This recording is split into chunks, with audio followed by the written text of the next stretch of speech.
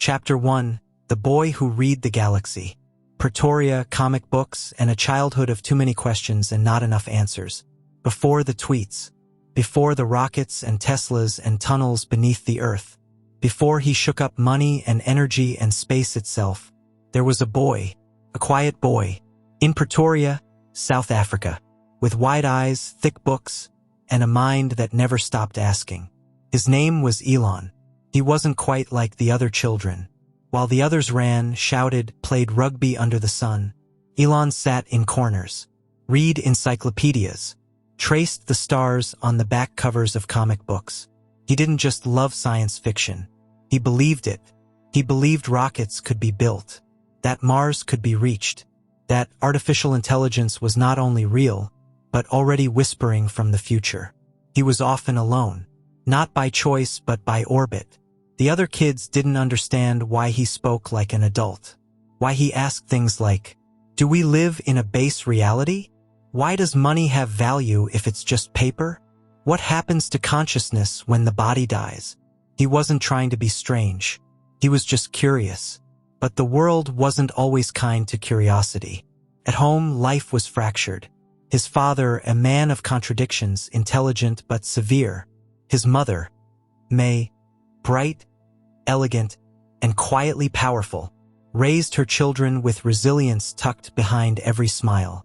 Elon sought refuge in stories. Isaac Asimov, Douglas Adams, Tolkien, not just for entertainment, but for structure. In a chaotic home, these books offered logic, destiny, design. And Elon needed design. He needed rules that made sense. He built things from scraps, wired circuits from radios, drew diagrams of engines and energy sources he'd never seen, only imagined. At 12 years old, he programmed a video game, by himself, sold it to a magazine for a few $100. It wasn't just the money that mattered. It was the proof that he could build something from nothing, that ideas could become systems, and systems could shape reality. But South Africa felt small, rigid, boxed in. Elon wanted more. More sky, more speed, more future. He began to dream of escape. At 15, he was tall and skinny, with deep-set eyes and an awkward way of walking. He still carried books everywhere: science, philosophy, economics, physics. He spoke softly, stared into space, literally sometimes, and asked people strange questions at dinner tables. But beneath the quietness, plan was forming, not a fantasy. A blueprint. He knew his future didn't belong to the place where he was born. It belonged to something bigger, across oceans, across industries, maybe across planets. But before he could build that future, he had to leave the one he knew. And one day, with a small suitcase, a few $100s, and the unshakable belief that, if the laws of physics allow it, it's possible, Elon boarded a plane, bound for North America. To find the tools, to find the mentors, to find the code that would one day rewrite the world. Chapter 2: Code and Escape. A teenage coder builds a game and a plan to flee South Africa for something bigger. The plane touched down in Canada. The year was 1989. Elon was just 17. His backpack was half filled with books, the other half with restless ambition. He had no job, no company, no blueprint, only a direction, and that direction was forward. He stayed with relatives, took odd jobs, washed dishes, shoveled dirt.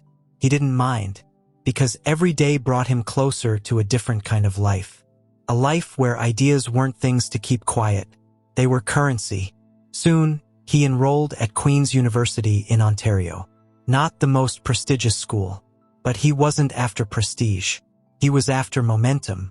And he found it in a classroom, in a campus library, in late-night conversations with people who also believed the future was theirs to build. It was there he met Justine, the woman who would one day become his first wife. A writer, a thinker. She once said Elon would bring her roses and then quiz her on rocket propulsion. But Elon was still hungry, still scanning the horizon. And soon, another school caught his eye, the University of Pennsylvania. He transferred, There, he studied economics by day and physics by obsession, because economics could explain how the world worked. But physics explained everything else. He lived in a rundown house with roommates, rented it, then turned it into a nightclub on weekends to cover rent. 500 people dancing between exposed pipes and wires, while Elon stood in the corner, sipping orange juice, too shy to join, too focused to stop. He spent his days in class, his nights reading textbooks cover to cover, his mornings drafting business plans in the margins of physics notes. And all the while, Silicon Valley was calling. Not in whispers, in dial-up tones and startup pitch decks. The early internet was being born, and Elon heard it breathing. He knew it wouldn't just change communication. It would change everything. So in 1995, with a degree in hand and $28,000 of student debt, Elon packed a beat-up car, drove west with his brother Kimball, and landed in California. It was time to build. No salary, no office, no funding, just an idea that the internet wasn't just a place to browse. It was a new world, and he was ready to code the roads. He and Kimball rented a small office, slept on the floor, showered at the YMCA, and began writing lines of code that would become their first company. Zip2, an online business directory, maps, navigation, yellow pages reborn for the digital age. People didn't quite get it. Some laughed, some ignored them, but Elon kept typing, kept debugging, kept refining, because he wasn't chasing trends. He was building infrastructure, the kind you don't notice until one day you can't live without it. And even in those early days, hungry, exhausted, unknown, he already believed something most people didn't. This won't be my last company. This is just step one. They pitched Zip2 to anyone who would listen. Most said no. Some didn't understand the internet. A few laughed when Elon tried to explain what online city guides could do. But he wasn't discouraged, because rejection to Elon was just data, just another parameter to route around. And eventually, someone said yes, a modest investment, enough to grow, to hire, to build something real. The office was small. The server crashed often. The codebase was fragile. But it was working. People started to use it. Businesses began to pay. And Zip2, the side project that began with two brothers on a floor, was suddenly a company. Elon worked like a man trying to catch a rocket taking off too soon. He barely slept, rarely ate, read manuals on programming languages at night just to rewrite modules better by morning. He wasn't trying to be CEO. He was trying to be every part of the company at once. But as Zip2 grew, tensions did too. Investors wanted a more seasoned executive. Someone older, safer, less intense. Elon was asked to step aside as CEO. He was hurt, but not broken, because what mattered wasn't control. What mattered was the mission. In 1999, Compaq bought Zip2 for over $300 million. Elon's share? $22 million. It was the first time he truly had money. Real, life-changing money. But he didn't buy a mansion, or fly to an island, or disappear. He bought a small sports car, and a better computer, and then quietly, deliberately, he began working on his next idea. Not something safe, not something expected, something crazy, because while most people dream of becoming millionaires, Elon had already moved on. He wasn't dreaming of retirement. He was dreaming of a world where money itself didn't need banks, where finance was pure code, and he was ready to build it. He had escaped the weight of childhood, crossed continents, slept on floors, built a company from dust and syntax. And now, with his first fortune quietly sitting in a bank account he barely looked at, Elon Musk stood at the edge of something most people would call success. But to him, it was only a launchpad, because in his mind, life wasn't measured by comfort, but by how far you were willing to leap next. And Elon? He was already calculating the next trajectory, one that wouldn't just bend markets, but break the boundaries of what the future was supposed to look like. Chapter 3: Zip2 and the Startup Fever. A borrowed office, a younger brother, and the first digital maps of the modern world. The money was real, $22 million, wired into a bank account that Elon rarely checked. No confetti, no champagne, just a quiet moment in a rented apartment, and a browser window left open to online banking. But Elon Musk had never been interested in wealth for its own sake. To him, money was fuel, and fuel was meant to be burned. For momentum, while others celebrated his first exit, Elon opened a blank document, typed a few words, stared at them, deleted them, typed again. What came next had to matter more. Couldn't just be useful. It had to be fundamental. He looked at the financial system, and he saw a relic. Banks were slow. Transfers took days. Checks bounced. Fees stacked up like bricks between people and their money. He thought, what if money moved at the speed of code? So he started sketching. Not a bank, not a payment app, platform, where your money lived online, where currency was fluid, where trust was built in code, not in marble walls and long lines. He called it X.com, and people thought he was insane. Investors raised eyebrows. Friends said, "You just made $22 million. Take a break." Even his own team sometimes stared at him like he'd spoken in Martian. But Elon didn't slow down. He poured $12 million, more than half his fortune, into launching X.com. No fallback, no hedging, no fear. He believed the future needed a new kind of financial operating system. And if no one else would build it, he would. The first version of X.com was simple, an online financial portal. Users could transfer money instantly via email, a feature unheard of at the time. It was fast, it was intuitive, it was risky, and it was growing. But Elon's speed, his drive, once again began to collide with caution. The board grew uneasy. There were concerns about scalability, concerns about control. Some said he was too bold. Others said he was too much. And once again, Elon was pushed out. This time, it stung deeper, because X.com wasn't just a company. It was his idea. But he didn't burn bridges. He didn't rage. He waited, watched. And when X.com merged with a small rival called Confinity, which had a product called PayPal, Elon stayed long enough to help shape what came next. When PayPal was sold to eBay in 2002, it marked one of the first great exits of the digital age. The valuation, $1.5 billion. Elon's cut, $180 million. Now he had capital, reputation, freedom. But what came next? Not another app, not another website. This time, he wasn't just going to rewrite money. He was going to aim much higher, literally, toward the sky, toward the stratosphere, toward the red dust of Mars. Because the next idea wasn't about finance. It was about survival.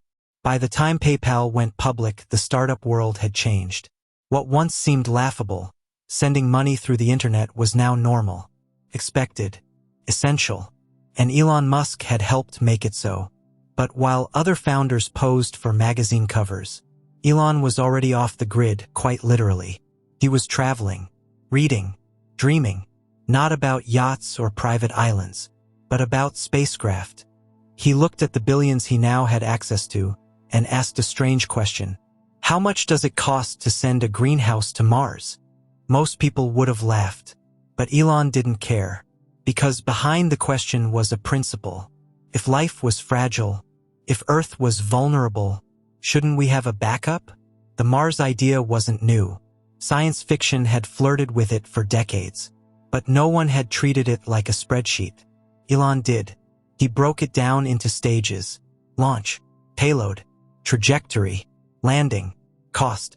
He called Russian rocket dealers. He researched propulsion systems. He tried to buy decommissioned ICBMs.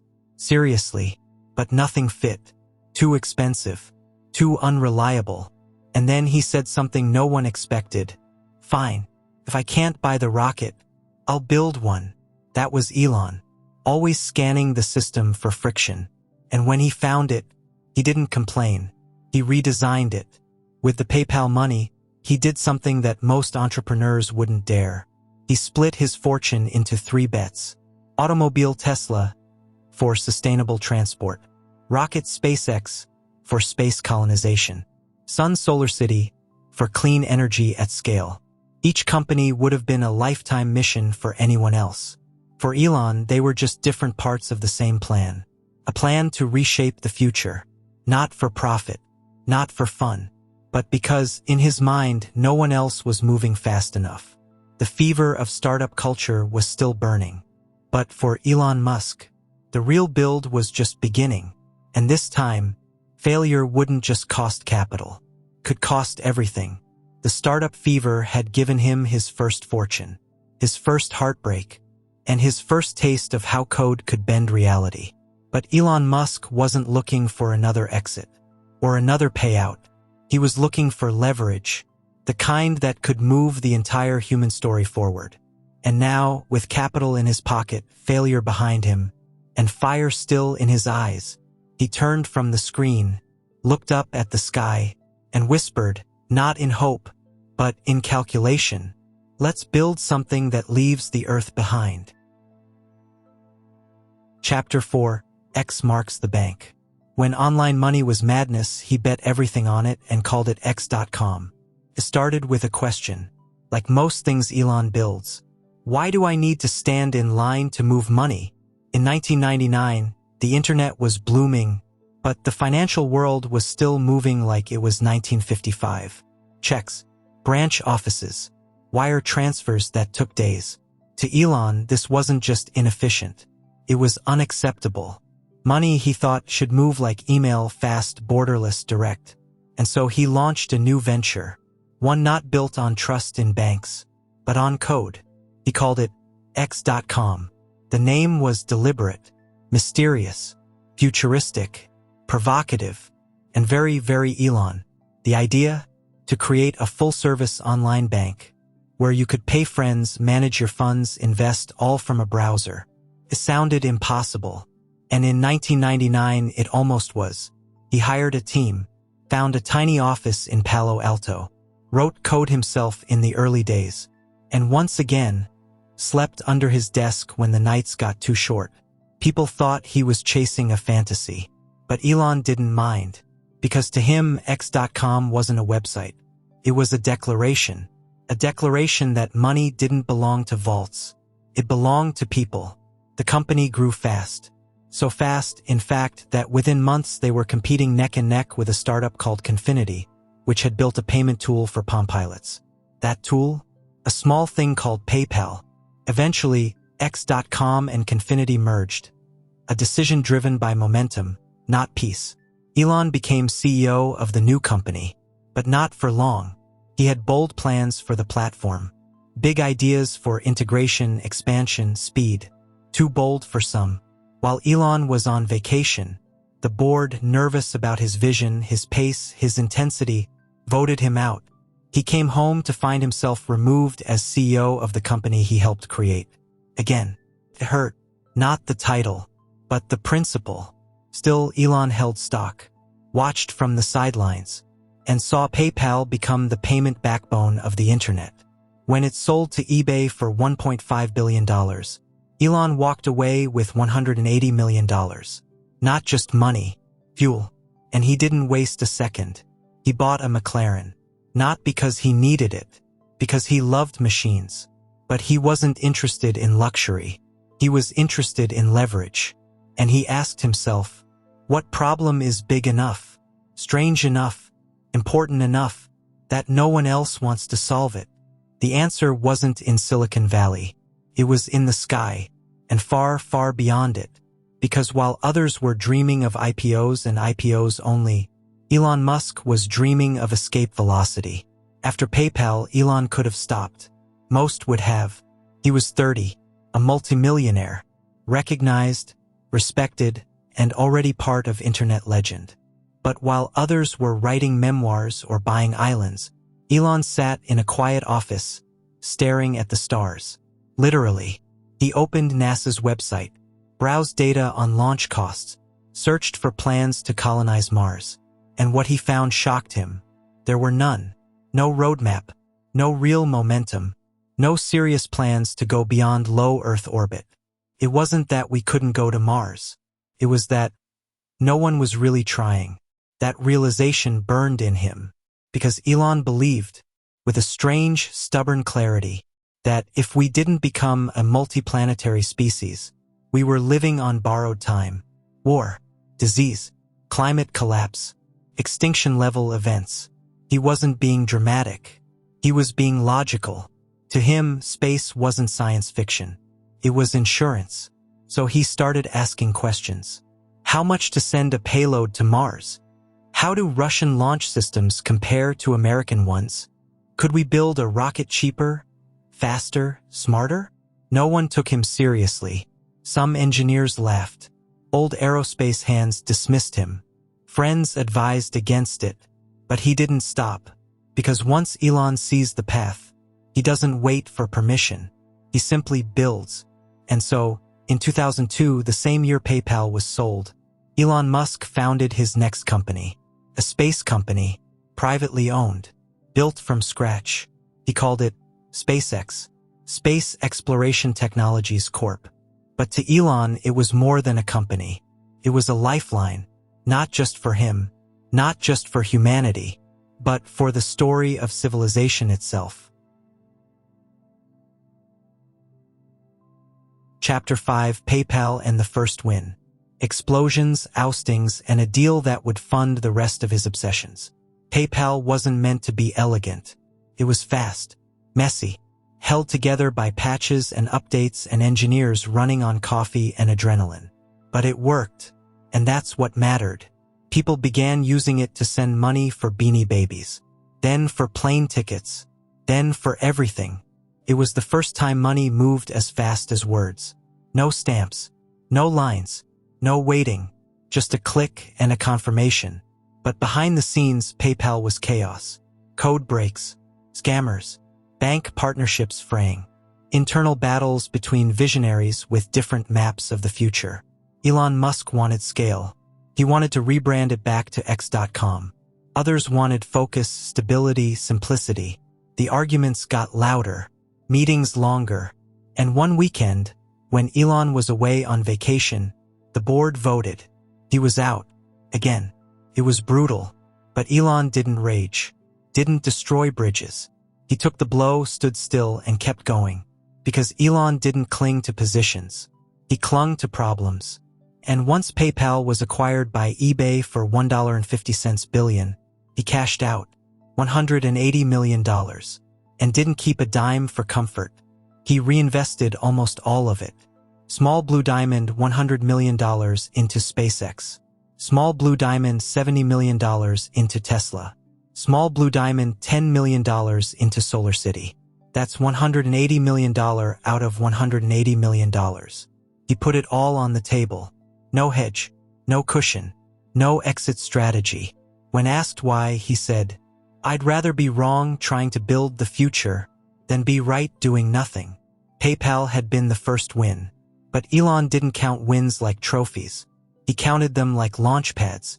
And this one, it was aimed not at the next app or the next IPO, but at the sky, at the dust of Mars, and at every bold idea that most people were still too afraid to say out loud. The world saw the PayPal sale as a victory, clean win, a startup success story wrapped in stock options and Silicon Valley smiles. But Elon, he saw it as a prelude. Because while the public was just starting to hear his name, his mind was already somewhere else. In star charts, in electric motors, in spreadsheets covered in rocket math. He studied aerospace engineering like a second language.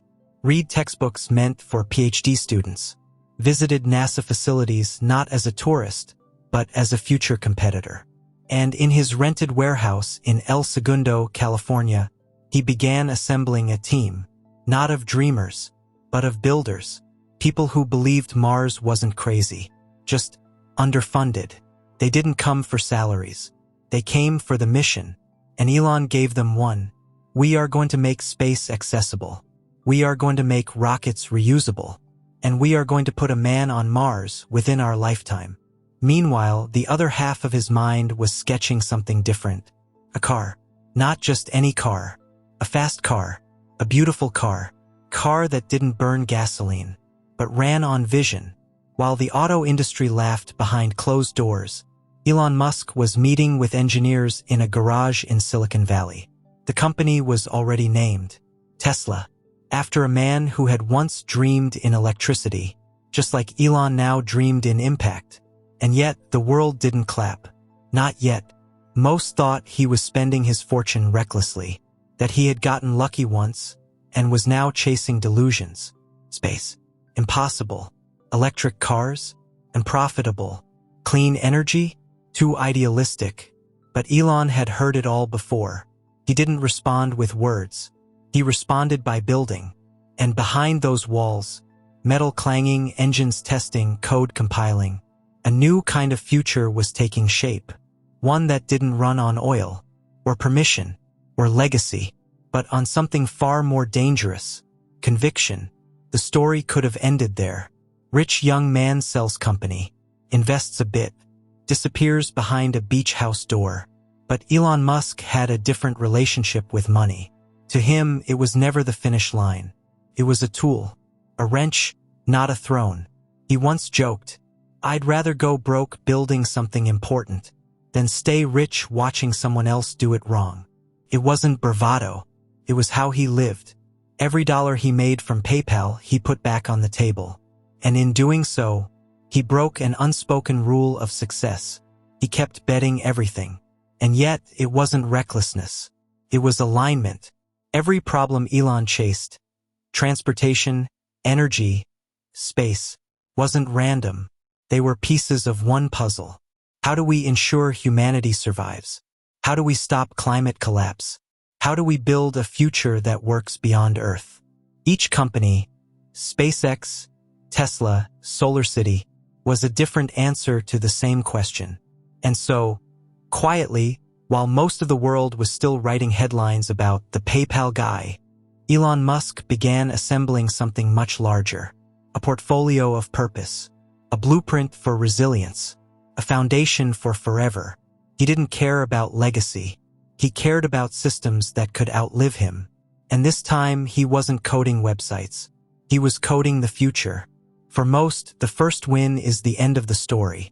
The moment you exhale. The moment you finally rest. But Elon Musk never wanted rest. He wanted range. Across industries. Across ideas. Across planets. PayPal had given him the fuel. Now he was setting coordinates. Not for retirement, but for reinvention. Because when the first victory gives you freedom, the only real question left is, what will you risk it all for next? And Elon Musk? He already had an answer. Chapter 6. Tesla Dreams, Silicon Skepticism. Building electric cars when no one believed, and sleeping on factory floors to prove it. The idea of an electric car wasn't new. It had been tried before, dismissed, laughed at. Electric was slow, ugly, expensive, boring. At least that's what the auto industry believed. But Elon Musk? He believed something different. He believed that clean could be fast, that energy could be elegant, that a car could be sustainable without compromising the thrill of the drive. In 2004, he invested in a tiny startup in Silicon Valley. They called themselves Tesla Motors, named after the man who once dreamed of wireless energy lighting up the world. Elon didn't just write a check. He joined the board, got deep into the engineering, started asking questions no one else was asking. Why are batteries so heavy? Why does this cost more than it should? Why can't we make it go from 0 to 60 in under 4 seconds? He wasn't trying to disrupt Detroit. He was trying to rewrite it. The first car was the Tesla Roadster. It was sleek, quiet, lightning fast, built on a modified Lotus chassis, but powered by over 6,000 lithium-ion cells, the kind used in laptops. It was strange. It was beautiful. And when the press finally drove it, they were stunned. This was not a toy. This was the beginning. But beginnings are fragile. Behind the scenes, Tesla was struggling. Batteries overheated. Production stalled. Costs exploded. Some early employees left. Suppliers backed out. Deadlines slipped. and the headlines began to turn. Silicon Valley's car dream hits a wall. Is Elon Musk in over his head? Tesla burning through millions with no profits in sight. Most people in his position would have pulled back, cut losses, saved face. Elon did the opposite. He became CEO, took over the company, doubled down. He visited the factory floor every day, reviewed wiring diagrams by hand, tested battery packs himself. He worked through the night, sometimes slept on the production line, wrapped in a jacket using a conference room carpet as a mattress. Because to him, this wasn't just a company. It was a mission, a chance to prove that the auto industry had been wrong for 100 years. That oil didn't own the future, that silence could be powerful, and that the most important machine in the world didn't have to burn anything at all. The Roadster finally launched, and it turned heads, not just for its speed, though it was faster than most Ferraris, not just for its range, though it could drive hundreds of kilometers without a drop of fuel, but because it worked. It wasn't a prototype. It wasn't a concept. It was real. And for the first time in a very long time, people began to believe that electric cars might have a future. But belief didn't pay the bills. Tesla was bleeding cash. The 2008 financial crisis hit like a hammer. Investors pulled out. Orders froze. The company was down to its last few $1 million. And Elon? He was out of money too. He had already poured nearly all of his PayPal fortune into Tesla and SpaceX. He was borrowing from friends, skipping paychecks, sending emails no founder wants to send. We need just a little more time. We're so close. That year, both Tesla and SpaceX nearly died. Within days of each other. Two companies, one trying to electrify the Earth, the other trying to leave it, were hanging by threads. But then, everything changed. A deal came through. A last-minute investment. A government loan. A contract with NASA. Enough to keep both dreams alive. Barely. And Elon? He didn't celebrate. He just went back to the line. Back to the code. Back to the whiteboard. Because survival wasn't success. It was just permission to try again. In the years that followed, Tesla kept building. Model S, Model X, Model 3, each one cleaner, faster, more refined. The skepticism faded. The waiting lists grew. And slowly, silently, the world began to shift. Elon hadn't just launched a car. He had launched a movement. A reason for engineers to care about emissions. A reason for teenagers to dream of torque curves instead of tailpipes. A reason to believe that the climate fight didn't have to be about sacrifice, but about reinvention. And through it all, the chaos, the criticism, the collapses narrowly avoided, Elon Musk kept showing up. To the factories, to the meetings, to the future. Not as a CEO in a corner office, but as a man still asking, what if we build this differently? And more importantly, what if we build it for everyone? The turning point came quietly, not in a press conference, not in a tweet, but in a moment as ordinary as a silent engine starting up in a driveway. A Tesla Model S, gliding into motion with no noise at all. That sound, or rather that lack of it, was the first whisper of a future Elon had dreamed of since childhood. A world no longer powered by fire. Tesla didn't just survive. It began to lead. Auto executives who once rolled their eyes were now rolling out prototypes. Governments drafted policies around EV infrastructure. Battery research exploded. And Tesla kept pushing forward, building gigafactories, redesigning supply chains, chasing cost curves like prey. Because Elon didn't just want to sell cars. He wanted to make the combustion engine obsolete. But success brought a different kind of weight. Suddenly, Elon was no longer the underdog, no longer the outsider. He was the face of a revolution, a lightning rod for adoration and attack. Critics dissected every word. Investors fretted over production targets. Employees buckled under impossible timelines. And Elon? He pressed harder, not because he didn't care, but because he cared too much. He still slept in the factory, still answered emails at 3 a.m., still reviewed prototypes himself, questioning every hinge, every line of code. To some, it looked obsessive. To others, it looked like leadership, the kind that bleeds for the mission. Tesla was no longer just a company. It was a signal that climate action could be cool, that acceleration didn't have to come at the planet's expense, that change, real, physical, global change, could be designed and driven. For Elon Musk, the Roadster had always been a wedge. The Model S, a statement. The Model 3, a revolution. But the dream wasn't about a fleet of cars. It was about freedom, from gas, from inertia, from the slow death of good intentions. And now, as highways hummed with electric motors and rooftops shimmered with solar panels, that freedom was finally beginning to take shape. One silent mile at a time, somewhere between the factory floor and the starlit highway, the lines between Elon's dreams began to blur. Tesla wasn't just about cars. It was about energy. And energy was the heartbeat of civilization. So he expanded the mission.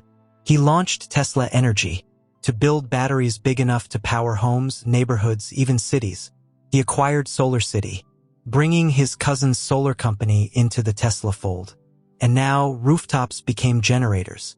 Garages became power plants. Cars became mobile batteries on wheels. To Elon, it was all the same system. One loop, one vision, one elegant formula to solve a very messy planet. Critics called it overreach. Analysts called it confusing. Some board members whispered words like unfocused. But Elon called it inevitable. Because if you're going to electrify transportation, you need to electrify everything around it too. And if you're going to do that, you might as well do it at scale.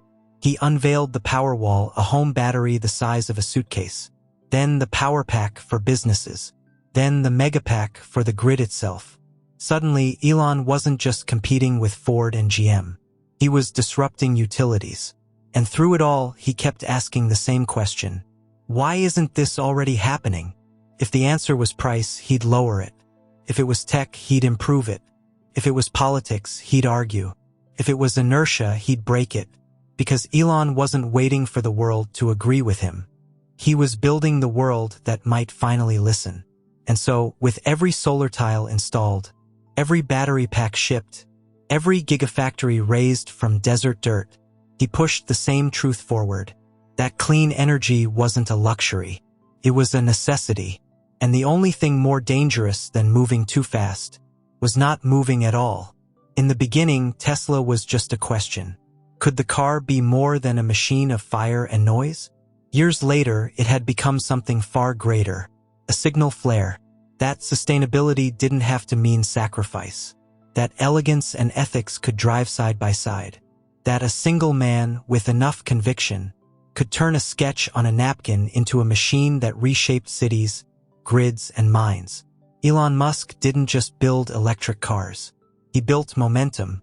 And somewhere in that hum of quiet engines and sunlit rooftops, the future began to accelerate.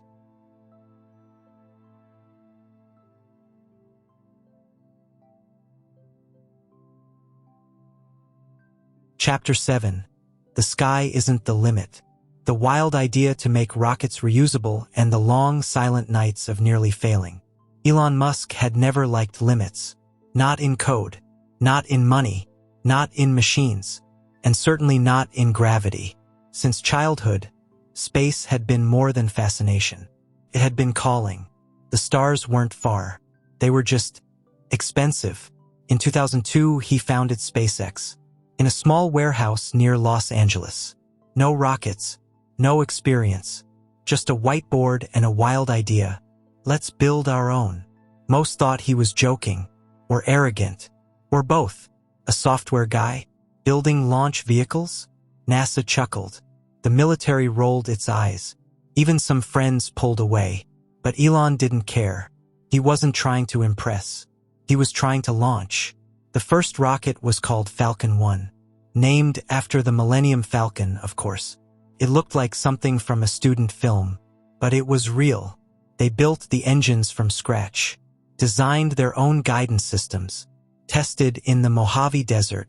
where the silence after each ignition was loudest of all. The first launch failed. The second failed. The third failed again. Engines exploded. Fuselages disintegrated mid-air. Investors disappeared. Morale collapsed. And Elon, he stayed. Paid salaries out of pocket. Sold his McLaren. Mortgaged his houses. Poured everything he had left into one last try. The fourth launch was make or break. They had one rocket left. If it failed, SpaceX would die. The team held their breath. The engines ignited. And this time, it flew. All the way. Into orbit. Cheers broke out in the control room. People wept. Collapsed into chairs. Elon didn't cry. He just stared at the screen. Watching the trajectory trace across space. Quiet. Focused. Steady. Because this wasn't the destination. It was the beginning. NASA took notice. Contracts followed. SpaceX became not a joke, but a partner. Delivering payloads to the International Space Station. Landing boosters back on Earth. Redefining what rockets could do. Because Elon hadn't just wanted to launch. He wanted to reuse. A reusable rocket was considered science fiction. But Elon made it work. Falcon 9 came next. Then Falcon Heavy. Then the rockets began to land themselves upright on ocean barges. Like magic. But it wasn't magic. It was math. And madness. And long, sleepless nights where the sky refused to give second chances. And still, Elon wasn't done. Because the goal had never been Earth orbit. The goal was Mars. The rockets got bigger. The missions bolder. But the destination remained the same. Mars. Not as a stunt. Not as a flag-planting ceremony. But as a colony. A backup drive for humanity. A chance to become more than a single-planet species. And so came Starship. A stainless steel giant. Tall as a skyscraper. Designed not just to fly, but to return. Again and again. It looked absurd. Shiny. Overambitious. Critics said it would never work. Too heavy. Too risky. Too expensive. But Elon had heard that song before. And as test after test ended in flames, he didn't flinch. He tweeted the failures. Laughed at the explosions. Called them rapid, unscheduled disassemblies. Because failure to Elon wasn't defeat. It was data. Then one day Starship landed. Not perfectly, but better. Then it landed again. And suddenly the laughter stopped. Because a new question had emerged. Not will Elon Musk go to Mars? But what if he actually pulls it off? SpaceX was no longer a startup. It was launching more rockets than any government. Deploying constellations of satellites through Starlink. Bringing internet to places that never had it. It was building its own launch pads, its own astronaut suits, its own path, not just through the atmosphere, but through history. And Elon, he was still pacing, still reading rocket specs past midnight, still interrupting engineers with questions like, what happens if we drop the mass by 8%? Why not use methane? How does this scale to 1,000 ships? He wasn't just building for today. He was building for a century he would never live to see. Because to him, this was never about ego. It was about insurance, exploration, survival, and wonder. In interviews, he began saying strange, poetic things. I want to die on Mars, just not on impact. People laughed, but he didn't smile. He meant it, because Elon Musk wasn't trying to escape Earth. He was trying to preserve it, by proving that we could reach beyond it, that we could be bigger than borders, smarter than extinction, braver than gravity. And now, as starships rise from Texas soil into the ink of space, he's no longer chasing the sky, he's redrawing it. Long ago, in a quiet corner of South Africa, a boy once stared at the stars and wondered how far he could go. Decades later, that boy had built machines that flew into those same stars and came back. But it wasn't about proving himself. It was about proving what was possible. That rockets could be reused. That space could be democratized. That Mars wasn't myth, but a destination. And as Starship stood gleaming against the blue horizon, counting down to another impossible launch. Elon Musk stood quietly beneath it all, eyes still tilted toward the sky, because for him, the sky had never been a limit. It had only ever been a beginning. Long ago, in a quiet corner of South Africa, a boy once stared at the stars and wondered how far he could go. Decades later, that boy had built machines that flew into those same stars and came back. But it wasn't about proving himself. It was about proving what was possible. That rockets could be reused. That space could be democratized. That Mars wasn't myth, but a destination. And as starships stood gleaming against the blue horizon, counting down to another impossible launch, Elon Musk stood quietly beneath it all, eyes still tilted toward the sky, because for him, the sky had never been a limit. It had only ever been a beginning. Chapter 8: Mars, AI, and the Simulation. Why he believes we must leave Earth, survive AIs, and maybe already live in code. It started, as it often did with Elon, with a question. What is the most important thing for the future of humanity? The answers for most would be simple. Education, healthcare, climate. But Elon didn't stop at the obvious. He zoomed out, and then out again. To him, the biggest risks weren't just political. They weren't even environmental. They were existential. Questions like, what happens if we build a machine smarter than us? What if humanity is just a temporary stage in evolution? What if we're not even real? Sounds like science fiction. But Elon wasn't writing novels. He was reading white papers, debating physicists, investing in startups whose technology scared even their own creators.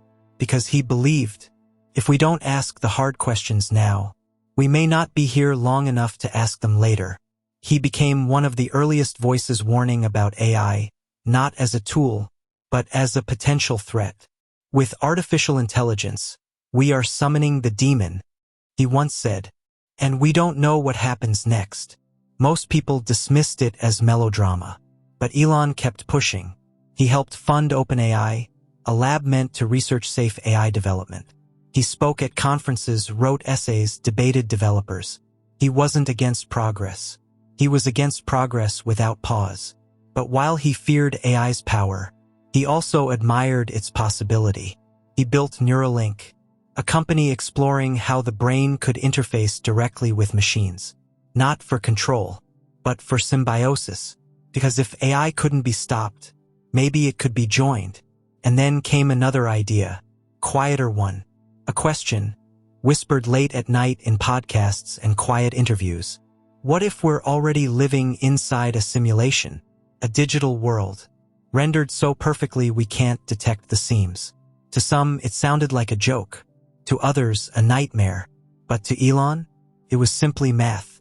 If civilizations can simulate reality, and if they do so often enough, then the odds that we are the base reality become very small. But Elon didn't spiral into nihilism. Instead, he used it as a challenge. Because even if reality is simulated, our choices are still real. We can still act, still build, still protect one another, still dream. And so, between launches and battery updates, between board meetings and factory visits, Elon Musk kept returning to the same three obsessions: Mars, AI, and the simulation. 3 frontiers, 3 risks, 3 windows into a future that might arrive too fast, or maybe already has.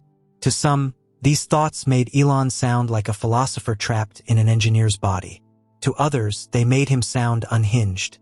He welcomed both views, because Elon Musk never wanted to be understood. He wanted to be early. While governments debated climate targets, he launched battery farms and solar roofs. While cities choked on traffic, he founded the Boring Company, drilling tunnels beneath Los Angeles. While others joked about Mars in memes, he was calculating fuel loads and descent trajectories. And while developers raced to make AI smarter, he quietly asked, what happens when it no longer needs us? These weren't just questions for the future. To Elon, they were questions of urgency. Because if the simulation was real, if AI was rising, If Earth was fragile, then the only responsible thing to do was build. Build tools, build exits, build options, so that if one system failed, another could catch us. And yet, through it all, the warnings, the breakthroughs, the theories that made headlines, Elon never stopped being a builder. He didn't get lost in abstract fear. He poured that fear into form, into rockets, into code, into factories that made the future feel tangible. He once said, "I don't believe in hope. I believe in engineering." That's how he faces the impossible. Not with poetry, but with propulsion. Not with prayers, but with plans.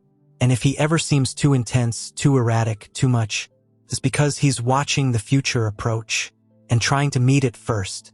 In the end, his thoughts about Mars, AI, and simulations aren't just thought experiments. They're a kind of compass, one that keeps him awake, keeps him questioning, keeps him building, not because he fears what's coming, but because he refuses to be unprepared. Even in his rare quiet moments, on a rooftop watching rockets fade into dusk, or walking factory floors long after the lights have dimmed, Elon's mind never really stops, because to him, the line between dreaming and building has always been invisible. He doesn't separate the what-ifs from the how-soons. He doesn't wait for consensus. He listens to the silence between ideas and asks, "Why not now?" And so, as the world argues over what's real and what's coming, Elon Musk continues forward, sending satellites into orbit, installing solar tiles across rooftops, implanting chips in the minds of animals, training AIs to write, speak, learn, all part of the same effort, to keep humanity awake. Awake to risk, awake to wonder, awake to the fact that the tools we're building aren't just extensions of ourselves. They are reflections. Maybe he's wrong about some things. Almost certainly he is. But he's moving. He's trying. He's building not just for this world, but for all the versions of it that might unfold. And in a future that's increasingly shaped by code, his deepest fear isn't failure. The stillness. That will forget to question. That will wait too long. That will assume someone else is paying attention. So he keeps paying attention. To Mars. To machines. To meaning. Because whether we're real or not, whether we're headed to the stars or stuck in a loop, Elon Musk is betting that the best answer to uncertainty is action. He speaks of Mars, of superintelligence, of the possibility that this world might be little more than code inside code. And yet, Elon Musk builds as if everything does matter, as if meaning isn't something we're given, but something we engineer, not with certainty, but with courage. Because even if we are simulations, even if the future is unknowable, even if the stars are farther than we think, trying still means something. And so he tries, with rockets, with questions, with blueprints that stretch past the edges of the sky. Chapter 9, The Cost of Genius. Divorces, meltdowns, betrayals, and the price of being the loudest mind in every room. Genius looks impressive from far away. Headlines, launches, net worth charts that climb like rockets. But up close, it's messy, exhausting, isolating, and often lonely. Elon Musk was never the smoothest CEO. He didn't play by rules, didn't charm shareholders, didn't soften his edges. He led like a storm, quick decisions, sharp feedback, meetings that ran past midnight, where even senior engineers sat in silence, waiting for questions they couldn't prepare for. He expected a lot, because he gave everything. But not everyone could keep up. People burned out. Board members quit. Some called him reckless. Some called him a genius. Most called him both. Then came the personal cracks. His first marriage ended. Then a second. Then another high-profile relationship. Then another. All shadowed by the same pattern. Intensity without rest. Elon would work 100 hours a week. Sleep on the factory floor. Miss holidays, birthdays, quiet dinners. Not out of cruelty. Out of conviction. But conviction has a cost. He admitted it once. Quietly. Sometimes I think my default state is suffering. It wasn't a complaint. just an equation, a line of code in the operating system that was Elon Musk. And as his companies rose, so did the pressure. He tweeted things he shouldn't have, fought with regulators, mocked critics in public, moved markets with a single post.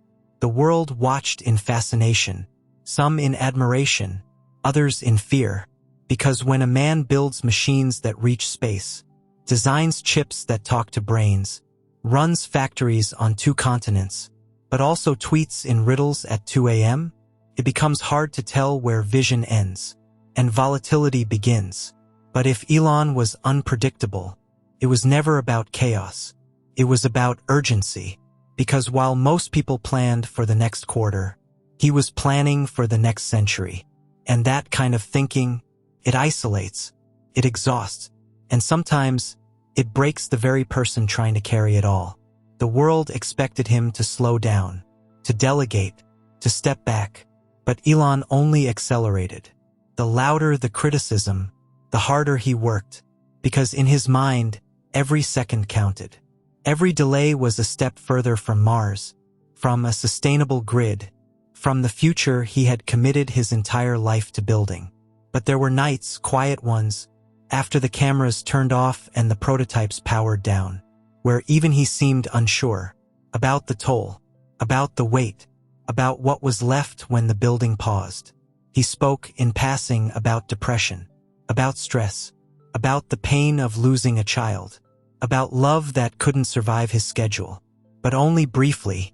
Then he'd laugh, or change the subject, or return to the numbers, because vulnerability, for a man tasked with engineering survival, wasn't easy to calculate, and still he kept moving, from Tesla production lines, to SpaceX control rooms, to Neuralink testing labs, to climate summits, to Twitter. Yes, even Twitter, because communication, too, was something Elon couldn't leave untouched. But that story, like all of them, came with friction. People adored him, feared him, mocked him, followed him. Some called him a visionary, others a villain, sometimes both within the same day. But through it all, Elon Musk carried a truth few would ever admit out loud. That to bend the arc of human history, to pull the future closer, to move faster than anyone thought responsible, you don't stay balanced. You wobble, you break, you pay, and you keep building anyway. There is no clean blueprint for genius. No safety rails for those who run ahead of their time. Elon Musk never promised to be perfect. He only promised to try relentlessly, unapologetically, at a pace few could follow, toward futures most still find hard to believe. And in that effort, messy, brilliant, often costly, he left behind more than headlines. He left behind a question that echoes through every rocket launch, every product reveal, every sleepless night. If this is the price of building what matters, am I still willing to pay it? And every time, his answer, loud or silent, has always been, yes. Chapter 10. The Man Who Won't Log Off. From Twitter chaos to satellites in orbit. Still building, still dreaming, still wide awake. Most people slow down. Eventually, they step back. They settle. They let the world continue without them. But Elon Musk? He logs in. Again. And again. And again. At 2 a.m., when other CEOs are asleep, he's tweeting launch trajectories, arguing with journalists, answering product complaints from strangers halfway across the world. It's not PR. It's not strategy. It's just him. Restless. Unfiltered. Always online. In 2022, he bought Twitter. Not for profit. Not for politics. But because he believed that speech was infrastructure. And infrastructure, if flawed, must be rebuilt. It was chaotic. Controversial. Often messy. But to Elon, freedom, like fuel, like code, needs maintenance, even if it breaks along the way. Meanwhile, SpaceX launched thousands of Starlink satellites, blanketing the planet in internet access. Tesla reached new milestones in autonomy, while Neuralink pushed boundaries no one had touched before. His hands were in everything: electricity, AI, social media, genetics, spaceflight. It was easy to criticize, to say he was distracted, to say he was spreading too thin. But maybe Elon didn't believe in thinning. Maybe he believed in convergence, that all these projects, separate, scattered, were actually strands of the same web. And at the center wasn't a man trying to do too much. It was a man trying to hold the future together. Because the work isn't done. The threats haven't passed. The stars haven't been reached.